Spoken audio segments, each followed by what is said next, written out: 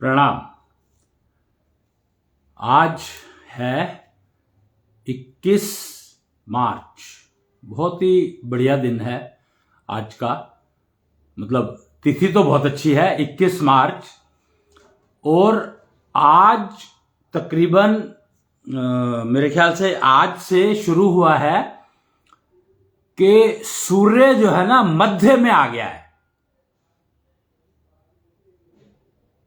अगर आप देखें, ध्यान से देखेंगे, सूरज की गति को समझने की कोशिश करेंगे तो सूर्य मध्य में आ गया आज। इसका मतलब क्या हुआ? यह मध्य में आने का मतलब क्या हुआ? तो इसको हम ग्राफ के रिप्रेजेंटेशन से समझेंगे तो बहुत अच्छा समझ में आएगा। आप इमेजिन कर लो कि एक ग्राफ पेपर है आपके पास और उसमें लाइन डली हुई है, एक ऐसे और एक ऐसे, जो कि सूर्य की मोशन को, सूर्य की मूवमेंट को डिस्प्ले कर रहा है। हमारी जिंदगी में ये शून्य जो पॉइंट आया है, पॉइंट ऑफ क्रॉस सेक्शन जिसको कहा गया है, जहां पर एक्स लाइन और वाई लाइन क्रॉस करती है एक दूसरे को, तो वो पॉइंट जो है, वो पॉइंट सूर्य के रिस्पेक्ट में आज है।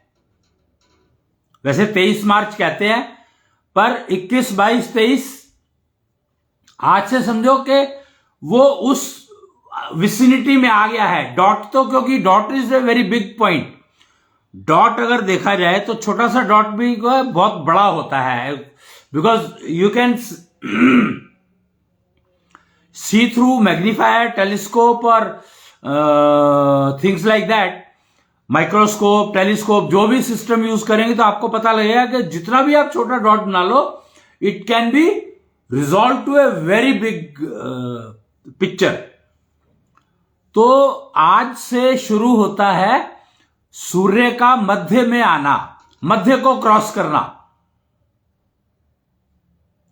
तो ये सूर्य का मध्य क्या है? आज थोड़ा सा मुझे इस बात को बताने का रहा, क्योंकि हम लोग वुमेन एम्पावरमेंट थ्रू स्पाउस कर रहे हैं। And since we are talking of this topic, आज की बात कर रहे हैं वुमेन एम्पावरमेंट थ्रू स्पाउस, तो क्या उससे पहले वुमेन एम्पावरमेंट की जरूरत नहीं थी, या उससे पहले वुमेन एम्पावर्ड थी और स्पाउस के आने के बाद वो कम हो गई? तो ग्राफ शीट जो आप समझो इसको, तो जो जैसे सूर्य का ग्राफ, जो कि सूर्य की मोशन का अगर ग्राफ बनाते हैं हम लोग, तो पॉइंट क्या है? Reference point. रेफरेंस पॉइंट तो पता ही नहीं है क्या बन रहा है, क्योंकि हमारे यहां पर ना दो बातें की जाती हैं। एक सूर्य दक्षिणायन है या सूर्य उत्तरायण है। संक्रांति आती है, मकर संक्रांति, तो सूर्य उत्तरायण होता है।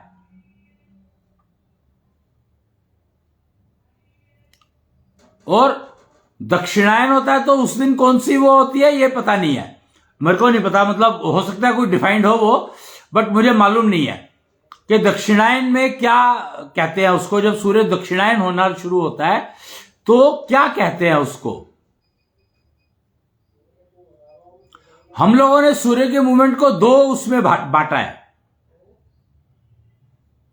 ज्ञान और भक्ति। जब सूर्य दक्षिणायन होता है तो आप ज्ञान प्राप्त करने का सिस्टम शुरू करोगे, ज्ञान की लर्निंग शुरू करोगे, तो आपको लाभ होगा। ये शुक्राचार्य ज्योतिष के आधार पर बता रहा हूं मैं आपको कि जब सूर्य दक्षिणायन होता है तो आप ज्ञान प्राप्त करने का प्रयास शुरू करें, और जब सूर्य उत्तरायण होता है तो आप भक्ति समझने और करने का प्रक्रिया आरंभ करें, तो आपको लाभ निश्चित है होना। ज्ञान प्राप्त करना यानी स्पिरिचुअल बॉडी को विकसित करना। ज्ञान प्राप्त करना यानी स्पिरिचुअल बॉडी को विकसित करना, और भक्ति करना यानी डेडिकेशन, सिंसियरिटी को विकसित करना, और पुट टुगेदर इन दोनों को ई स्क्वायर कोशेंट बनता है। जो कितना इंटरेस्टिंग है कि जब सूर्य उत्तरायण हो रहा है तो आप अपनी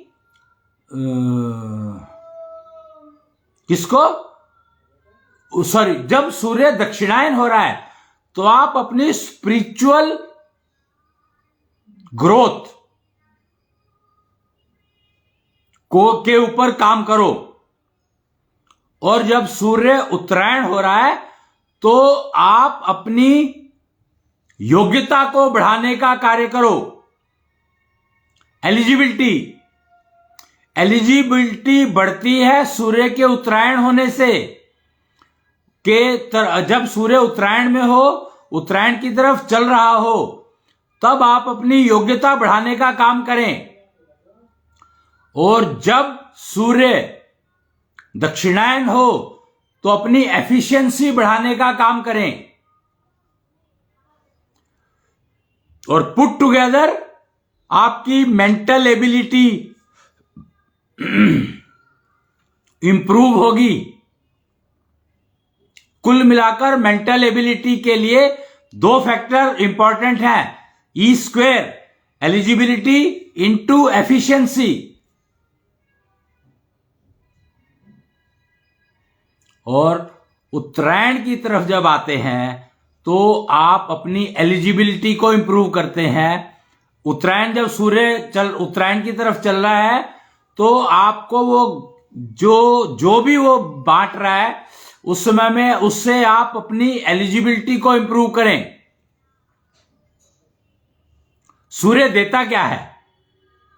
सूर्य दो प्रकार की एनर्जी देता है। पीताम्बरो एनर्जी सुबह सनराइज के समय में, और ब्लू ब्रिजो एनर्जी शाम को सनसेट के समय में। सूर्य उदय जो है पुरुष के लिए उपयोगी है, और सूर्यास्त जो है वो स्त्री के लिए उपयोगी है, महिलाओं के लिए उपयोगी है। सूर्य की गति 4 दिशाओं में चलता है। सूर्य कमाल है कि सूर्य एक साथ 4 दिशाओं में चलता है, पूर्व से पश्चिम की ओर, सुबह से शाम,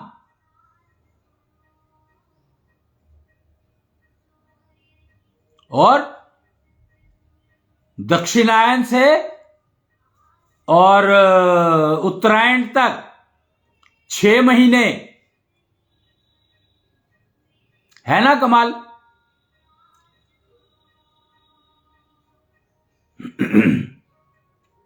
और दोनों दिशाओं में एक साथ चल रहा है।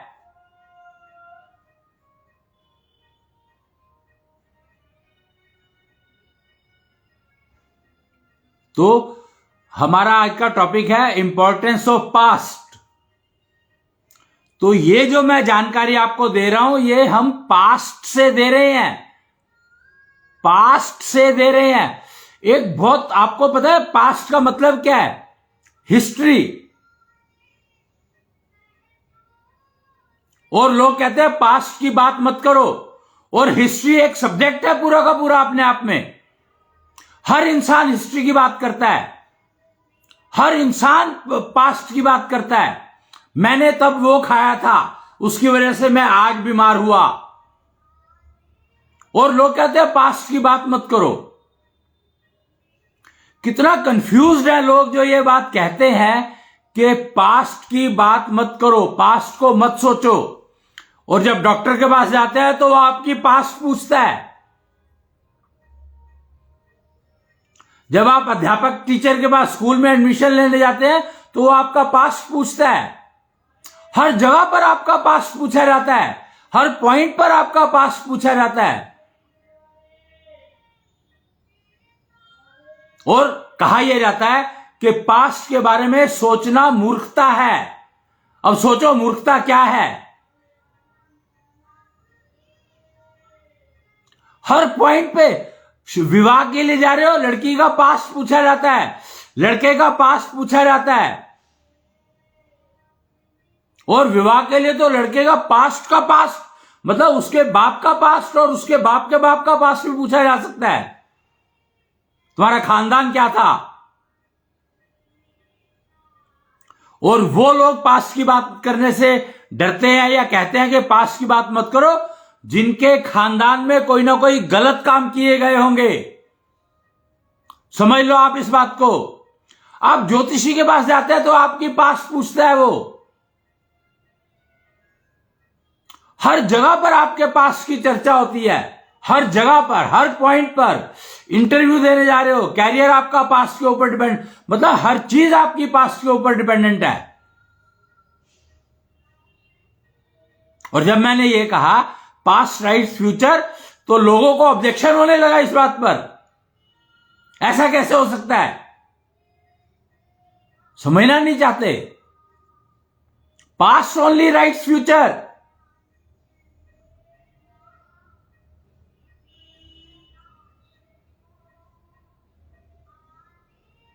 The keyword is that future you can change, past you cannot. और जब टाइम मशीन बनाने का सिस्टम चला था, पीपल थॉट कि हम पीछे जाकर के अपने पास्ट को करेक्शन कर ले तो फ्यूचर ठीक हो जाएगा। यह एक बहुत मूर्खतापूर्ण बात है। आप फ्यूचर को ठीक कर सकते हैं पर पास्ट को ठीक नहीं कर सकते। पास्ट ने तो जो लिख दिया वो लिख दिया।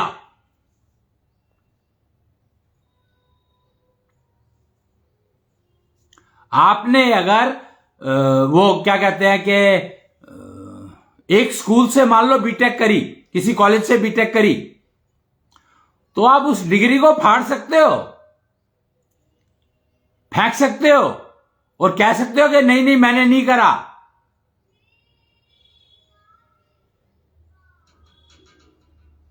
बट क्या यह संभव है? क्या वो एक पेपर जो है वो बता रहा है कि आपका पास वो नहीं था? क्या ऐसा हो सकता है कि कल को मैंने पैसा लूटा और उससे बहुत बड़ा बिजनेस खड़ा कर लिया और आज मेरे बिजनेस में नुकसान हो रहा है तो मैं गाली दे रहा हूं कि मेरे को क्यों नुकसान हो रहा है, जबकि आपने लूटे हुए पैसे पर बिजनेस खड़ा किया था। यह बात आप बताना नहीं चाहते, पर क्या आप पास्ट को मिटा सकते हैं? नहीं मिटा सकते। Past can not be removed and it's a wastage of time if you start thinking on removing the past. Problem यह है कि लोग पास्ट को रिमूव करने के चक्कर में लगे रहते हैं। इससे बड़ी मूर्खता नहीं हो सकती। और जो लोग कहते हैं कि आप पास्ट के बारे में मत सोचो, इससे बड़ा बेवकूफी कुछ नहीं हो सकती। और लोग एक्सपीरियंस की बात करते हैं, मतलब कमाल देखो, कॉन्ट्राडिक्शन कितना है। ये कहते हैं पास्ट को मत देखो, एक्सपीरियंस को देखो।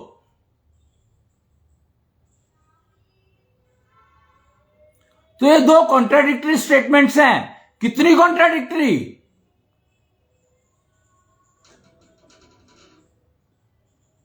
कि पास्ट को मत देखो और एक्सपीरियंस को देखो। अरे भाई, एक्सपीरियंस कैसे देखोगे जब तक पास्ट में नहीं देखोगे? तो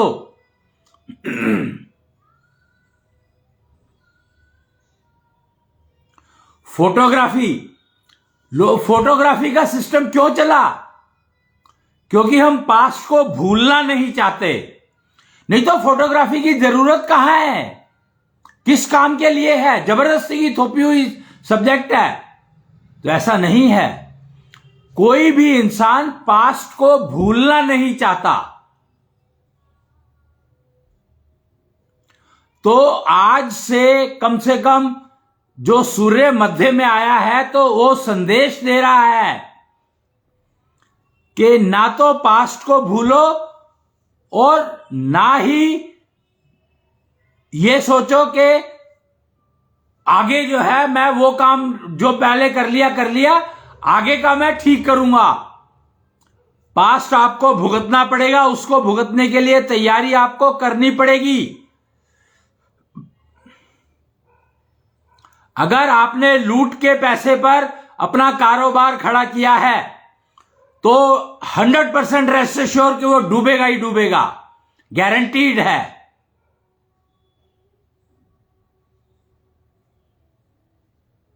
आपको पता है एक ना सिस्टम चला, पहले क्या चलता था, हर एक अगर हम वैदिक संस्कृति को समझते हैं तो उसमें हर मनुष्य के लिए कुछ विधाएं, कुछ सिस्टम सेट किए गए थे। 25 साल तक गृहस्थ आश्रम, तो ये पुरुष के लिए किए गए थे, स्त्री के लिए नहीं किए गए थे। पता है आपको? क्या आप ये बात समझते हैं कि ये जो सारे के सारे नियम सेट किए गए थे ये पुरुष के लिए किए गए थे, स्त्रियों के लिए नहीं किए गए थे।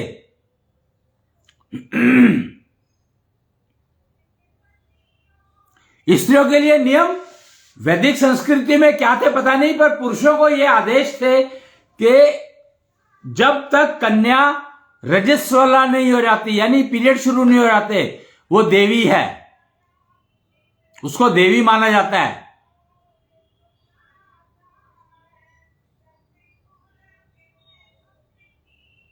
तो नियम वैदिक संस्कृति में सारे नियम पुरुषों के लिए थे।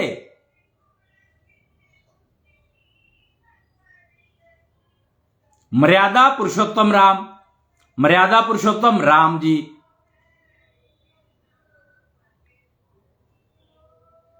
हर चीज में आप देखेंगे समाधि की अवस्था पुरुष को ही कहा गया है, क्योंकि यह मानकर चला गया था कि स्त्री जो है वो पुरुष को वो दिलवा सकती है जो सोच भी नहीं सकता पुरुष। पुरुष को अपने जीवन लक्ष्य प्राप्ति के लिए स्त्री सर्वोत्तम गाइड है। इसीलिए देवी कहा गया था उसको। उसके पीरियड शुरू होने से पहले 9 साल तक की थी, जब वो 9 साल तक की अष्टमी, दुर्गा अष्टमी मानी जाती है ना शायद, 9 साल से पहले की लड़की को देवी माना जाता था।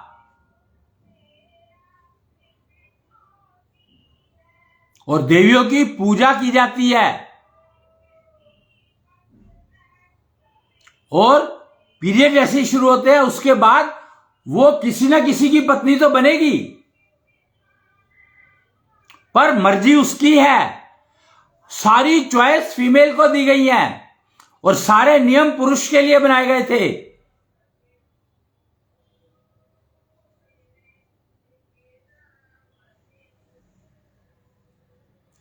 तो 25 साल तक गृहस्थ आश्रम बताया गया था पुरुष के लिए। 25 से 50 ब्रह्माश्रम, 0 से 25 ब्रह्मचर्य का वो था। 25 से 50 गृहस्थ आश्रम, 50 से 75 वामप्रस्थ।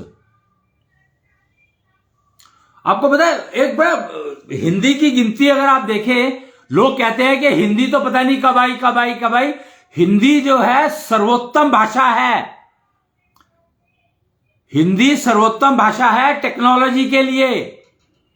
अगर सूर्य दक्षिणायन हुआ है, ज्ञान प्राप्त करना है और आपको हिंदी नहीं आती है तो आप ज्ञान प्राप्त नहीं कर सकते, उस ज्ञान को टेक्नोलॉजी में कन्वर्ट नहीं कर सकते। और तो आपकी एलिजिबिलिटी नहीं बढ़ेगी। मतलब कमाल देखो, एलिजिबिलिटी बढ़ाने के लिए टेक्नोलॉजी चाहिए।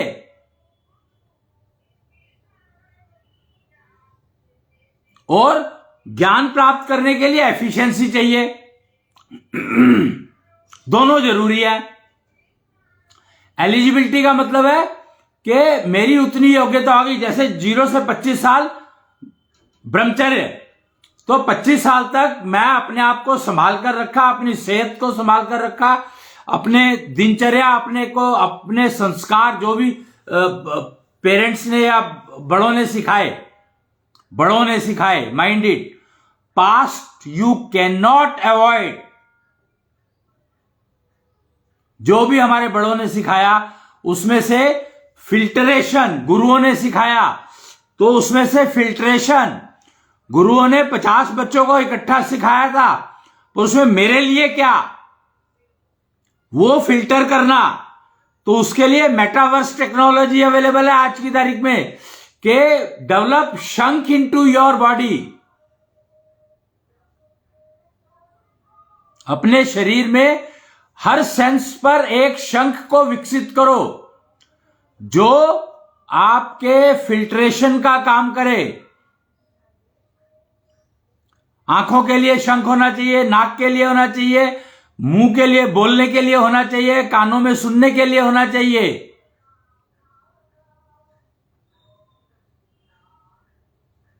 तभी आप बच पाओगे। फिल्ट्रेशन बहुत जरूरी है।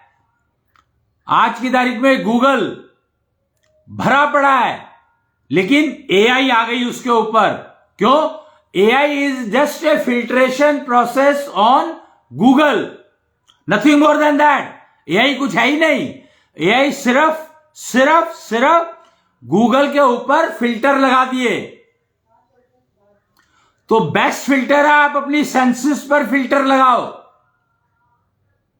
शंख टेक्नोलॉजी का यूज करो।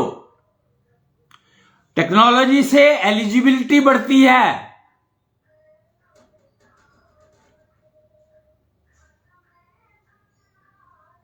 और ज्ञान से एफिशिएंसी।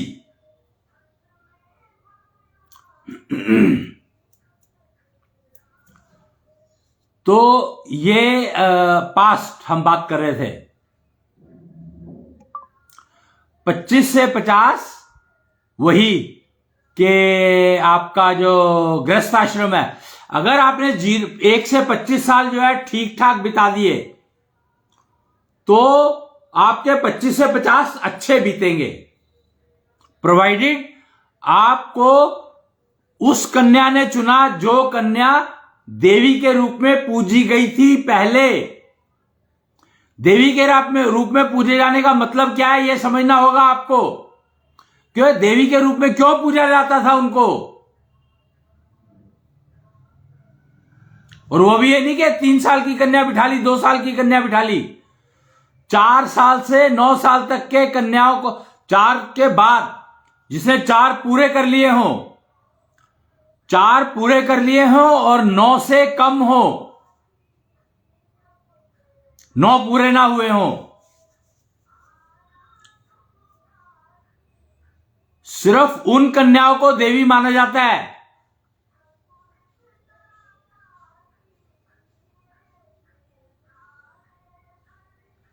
और उनकी पूजा करने से ही लाभ मिलेगा। पूजा का विधान है, विधि है। बिना विधि के कोई भी काम करोगे तो नुकसान होगा।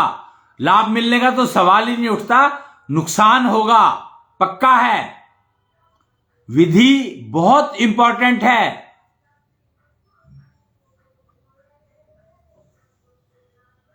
विधि बहुत इंपॉर्टेंट है। निश्चल विधि, निश्चल विधियां, एक ना एशो सिविलाइजेशन चल रहा है आजकल, तो उसमें निश्चल विधियां, निश्चल प्रोसीजर्स अवेलेबल हैं।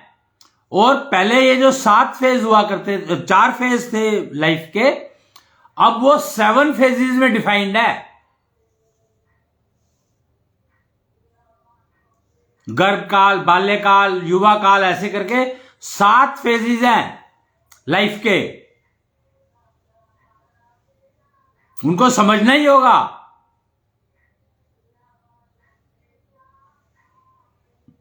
क्योंकि अगर आप फेजेस को नहीं समझेंगे तो होगा क्या? होगा ये कि आपने अगला जो फेज आने वाला है उसकी प्रिपरेशन पिछले फेज में की जाती है। 0 से 25 साल पहले जो ब्रह्मचर्य हुआ करता था तो वो गृहस्थ आश्रम में जाने की तैयारी करना है।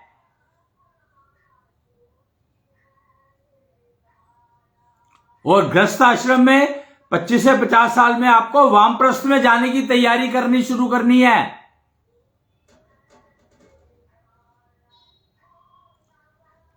और उसके बाद वामप्रस्थ वाले समय में संन्यास की, और संन्यास के समय में मृत्यु की।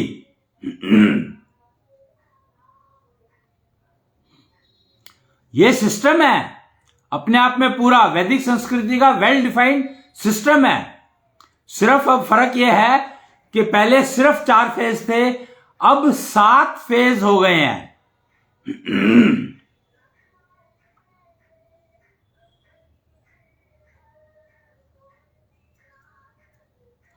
तो यह समझना होगा आपको, और समझ जाएंगे तभी आप कुछ उनका उपयोग, जीवन का उपयोग कर पाएंगे। और सारे के सारे फेजेस जो है दोनों जेंडर्स के लिए है, महिलाओं के लिए भी है, पुरुषों के लिए भी है।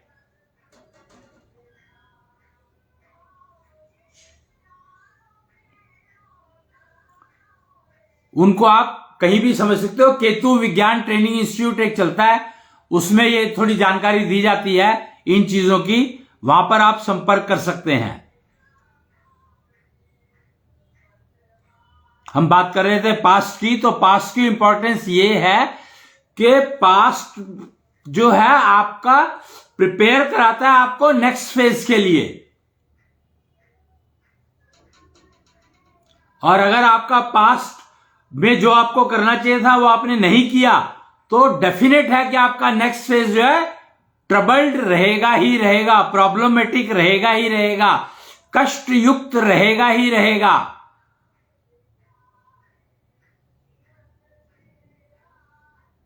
किसी भी हालत में, किसी भी कंडीशन में, अगर आपने अगले फेज की तैयारी पिछले फेज में नहीं की, तो आप रेस्ट एश्योर कि आपकी जिंदगी एक बवाल बनी रहेगी आपके लिए। आप देखो ना, मतलब कमाल है यार कि अदालत, कोर्ट, सारे के सारे केसेस सारे तो पास्ट के ऊपर हैं। तो आप पास्ट को कैसे छोड़ सकते हो? आपको सैलरी मिलती है पास्ट के बेसिस पे,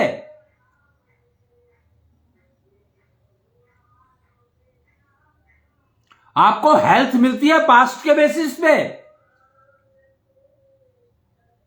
आपको बीमारियां मिलती है पास्ट के बेसिस पे। हर चीज तो आपको पास्ट के बेसिस पे मिल रही है, और आप कहते हो कि पास्ट का सोचो मत।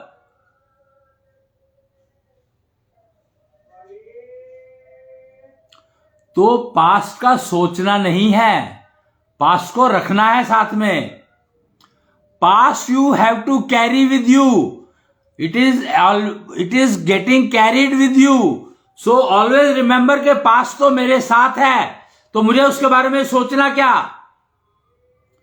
मुझे हमेशा भविष्य का सोचना है कि मेरा भविष्य सुंदर होना चाहिए, मेरा भविष्य बीमारियों से मुक्त होना चाहिए, बीमारियां नहीं होनी चाहिए, मेरा भविष्य स्वर्णिम होना चाहिए, गोल्डन। मैं भविष्य में बीमार ना पड़ूं, मैं भविष्य में कोई भी ऐसा कष्ट ना भोगूं बेकार का जो मेरा समय खराब करे। Worry about your future, carry the past. If you do that, your present will be perfect. तो अगर आपको अपना प्रेजेंट अच्छा रखना है तो प्रेजेंट में रहना सीखना नहीं है, फ्यूचर को समझना जरूरी है, फ्यूचर को ठीक रखना जरूरी है। और मान लो कि पास्ट तो आपके साथ चल ही रहा है, तो उसके बारे में सोचना क्या, फाइल हमेशा मेरे पास है, पास्ट की सारी फाइल हमेशा मेरे पास है, हमेशा।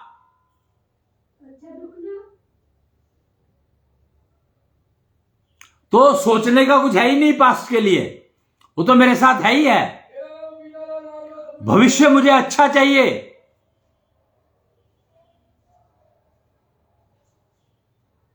तो उसके लिए मुझे अपनी एलिजिबिलिटी एंड एफिशिएंसी, योग्यता एंड क्षमता, दोनों।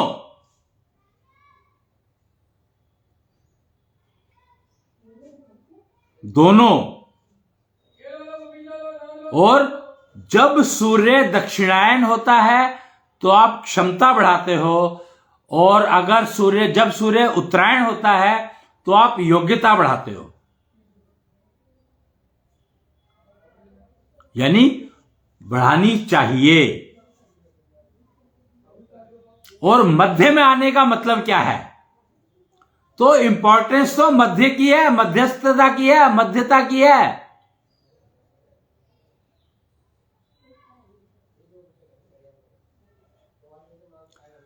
अब जो है योग्यता बढ़ाने का समय शुरू हुआ है।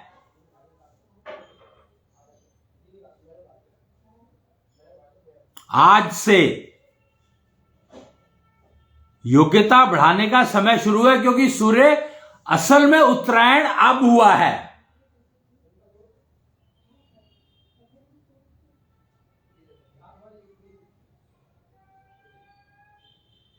समझे? आप देखोगे कि हिंदी वर्ष जो है, जो हिंदी कैलेंडर है, उसका जो वर्ष है हमेशा इस समय में शुरू होता है। क्यों? क्योंकि सूर्य असल में उत्तरायण अब हुआ है, तो अब आप अपनी योग्यता बढ़ाने का सिस्टम शुरू करो।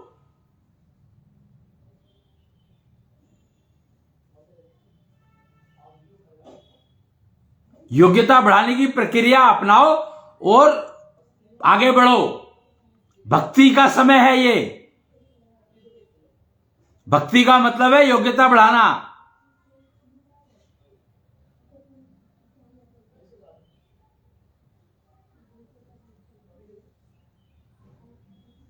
अब सारे उसमें नए साल के वो शुरू हो जाएंगे, कहीं ना हर जगह पे शायद नए साल का जो है वो शुरू हो जाएगा, क्योंकि अब रेफरेंस जो है शिफ्ट हुआ है।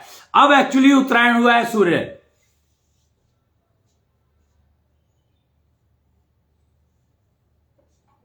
तो आज से योग्यता बढ़ाने का कार्यक्रम अगर आप शुरू करते हैं, तो पास्ट की बात मैंने क्यों की, क्योंकि जब दक्षिणायन था तब आपने जो भी अपनी एफिशिएंसी बढ़ाई, जितनी भी एफिशिएंसी एक्वायर की है, उसको अब आप यूज करके एलिजिबिलिटी इंप्रूव करो। फिर देखो आप कमाल आपकी लाइफ में कैसा आता है।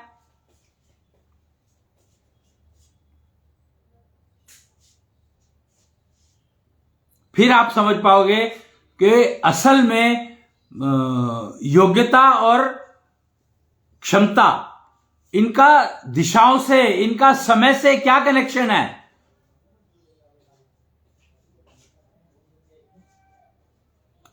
तो पास्ट की इंपॉर्टेंस आप समझ लो कि आपने जितनी एफिशिएंसी तब बढ़ाई है पीछे, उसी का यूज करके अब आप अपनी योग्यता को जिस स्पीड से चाहो बढ़ा सकते हो।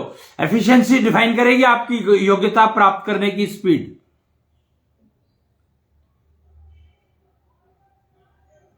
और अब जितनी योग्यता प्राप्त कर लोगे, उसका उपयोग करने के लिए एफिशिएंसी आपको फिर बढ़ानी पड़ेगी। तो उपयोग कब करोगे? अब यहां पर की है कि उपयोग कब करोगे। तो उपयोग करोगे जब सूर्य एलिजिबिलिटी आप प्राप्त कर लो और उसका उपयोग शुरू कर दो जैसे ही सूर्य दक्षिणायन होता है और मध्य तक आता है।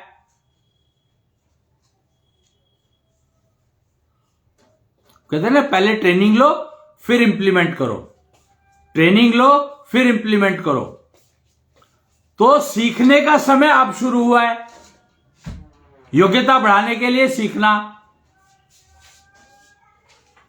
और फिर जब वो शिफ्ट होगा ऊपर से नीचे, जून में होता है शायद 23 जून को, अप्रैल मई जून, हाँ जून में होगा, तो आप उस 3 महीने में उसका उपयोग करना शुरू कर दो, तो आप जिंदगी में मार नहीं खा सकते। आपका पास्ट कभी आपको डिस्टर्ब नहीं कर सकता। आपकी योग्यता और एलिजिबिलिटी, योग्यता, ऐशोनिधि, मेंटल वेल्थ, ये सब कुछ मैं बता रहा हूं आपको, आपकी मेंटल वेल्थ और स्पिरिचुअल वेल्थ को इंप्रूव करने के तरीके।